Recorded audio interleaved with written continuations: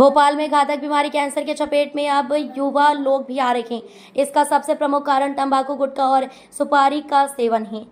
Cancer surgeon doctor Yogeshwar Shukla ने बताया कि मुंह का कैंसर सबसे अधिक लोगों को प्रभावित कर रहा है। डॉक्टर शुक्ला ने कहा कि अंदर गाल की चमड़ी में छाला, जबड़े और जीभ में भी घाव का छाला है, तो इसे नज़रअंदाज ना करें। यदि सामान्य उपचार के 15 दिन तक छाला ठीक नहीं होता है तो कैंसर हो सकता है। इसकी तुरंत जांच कराएं, क्योंकि प्राथमिक अवस्था यानी फर्स्ट स्टेज में उपचार आसान होता है। मुंह के कैंसर के कारण के बारे में चर्चा करते हुए डॉक्टर योगेश्वर शुक्ला ने कहा कि मुंह में छाला, गले में गठन और ब्रश करने के बावजूद मुंह से दुर्गंध और बिना कीड़ा लगे कोई दांत अगर हिले और गिर जाता है तो ये भी कैंसर का कारण हो सकता है। उन्होंने कहा कि आज उत्तर भारत में खास तौर पर 40% मामले मुंह के कैंसर के हैं। यदि तंबाकू और गुटखा का सेवन बंद कर दिया जाए तो 40% कैंसर समाप्त हो सकता है।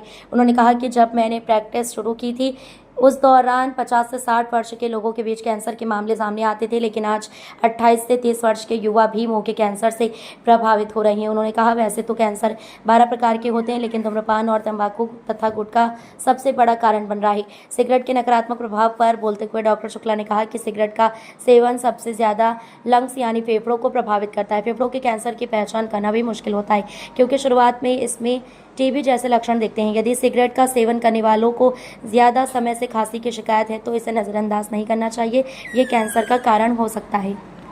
परिचय देते हुए पहले नमस्कार, मैं doctor Yogeshwar Shukla, cancer surgeon Bhopal से। जी सर, ये सबसे कॉमन कैंसर क्या है जो कि सबसे अधिक लोगों को प्रभावित कर रहा?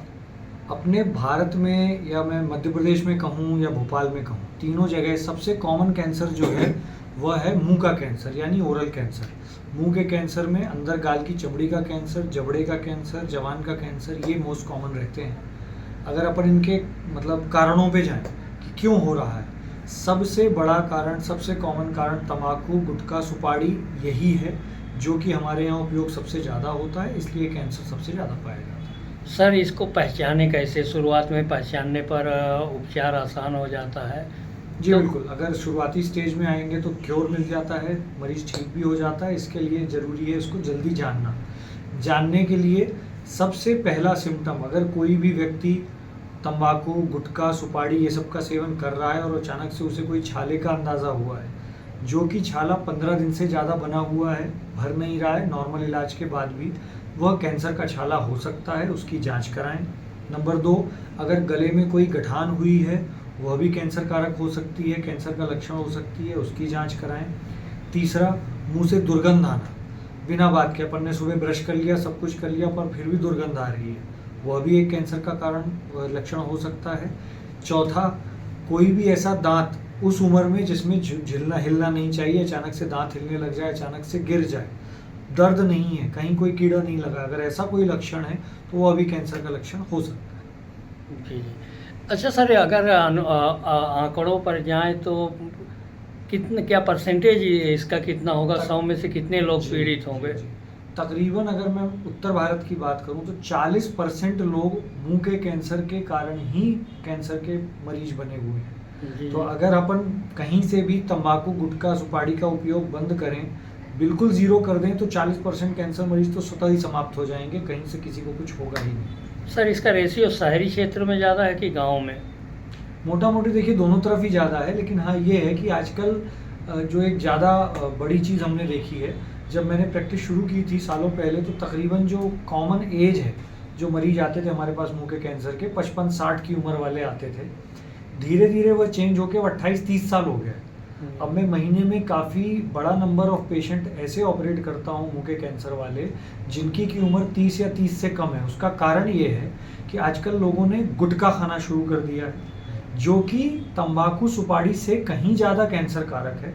उसमें कई प्रकार के केमिकल, कलरिंग एजेंट और जो सुगंध बनाने के लिए एजेंट, ये सब जो केमिकल्स होते हैं, शायद इसमें कोई स्टडी तो नहीं हुई है, पर ये मेरा पर्सनल मानना है कि शायद उनके कारण कैंसर इसलिए जल्दी हो रहा है। तो जो बच्चे 10 साल 12 साल की उम्र में आज की डेट में गुटखा खाना शुरू करते हैं, चाहे वह अपने बड़ों को देख के हो, एडवर्टीजमेंट को देख के हो, किसी भी महिमा मंडन के कारण, सोशल मीडिया के कारण, दोस्तों के कारण हो, तो 10 से 12 साल में शुरू करते हैं तो 28-30 की उम्र आते आते तकरीबन 12, 14, 18 साल वो खा चुके होते हैं।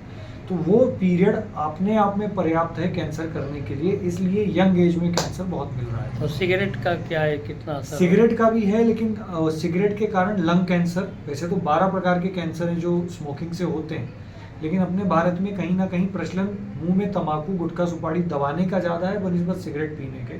बट सिगरेट के कारण लंग यानी फेफड़े का कैंसर होता है, वो एक बहुत ही जानलेवा कैंसर है। उसकी प्रेजेंटेशन भी लेट होती है, यानी लेट समझ में आता है।